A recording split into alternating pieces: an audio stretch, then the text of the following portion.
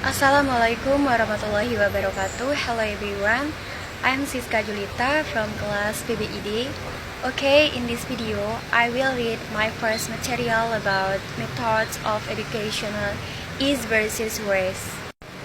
A teacher from a Western country recently visited an elementary school in an Asian country. In one class, she watched 60 young children as they learned to draw a cave. The teacher drew a big circle on the blackboard, and 60 children copied it on their papers. The teacher drew a smaller circle on top of the first and then flattened two triangles on top of it.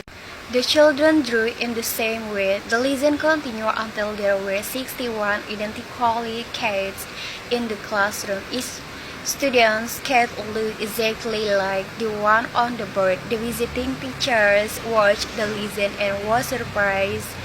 The teaching methods were very much different from the way of teaching in her own country.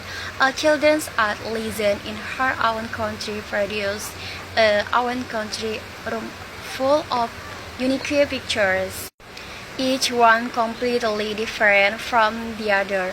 Why? What causes this difference in educational methods? In a classroom in any country, the instructor teaches more than art or history or language. He or she also teaches culture.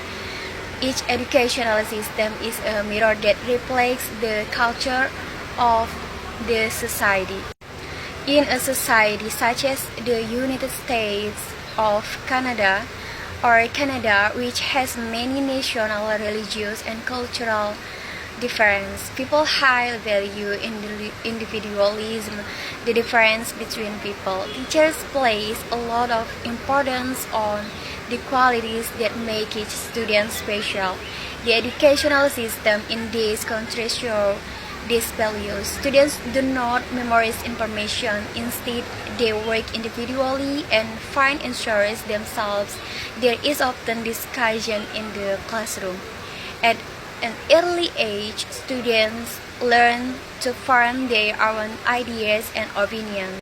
In most Asian societies, by contrast, the people have the same language, history, and culture. Perhaps for this reason, an educational system in much of the Orient reflects society's belief in group goals and purpose rather than individualism. Children in China, Japan, and Korea often work together and help each other on assignments. In the classroom, the teaching methods are often very formal. The teacher lectures and the student listen. There is not much discussion. Instead, the students recite rules or information that they have memorized. There are advantages and disadvantages to both of the system of education. For example, the one advantage to the system in Japan is that students there learn much more maths and science than American students learn by the end of high school. They also study more hours each day and more days each year than North Americans do. The system is difficult, but it prepares students for a society that values discipline and self-control. There is, however, a disadvantage. Memorization is an important learning method in Japanese schools, yet many students say that after an exam, they forget much of the information that they have memorized. The advantage to the educational system in North America, on the other hand, is that students learn to think for themselves. The system prepares them for a society that values creative ideas. There is, however, a disadvantage.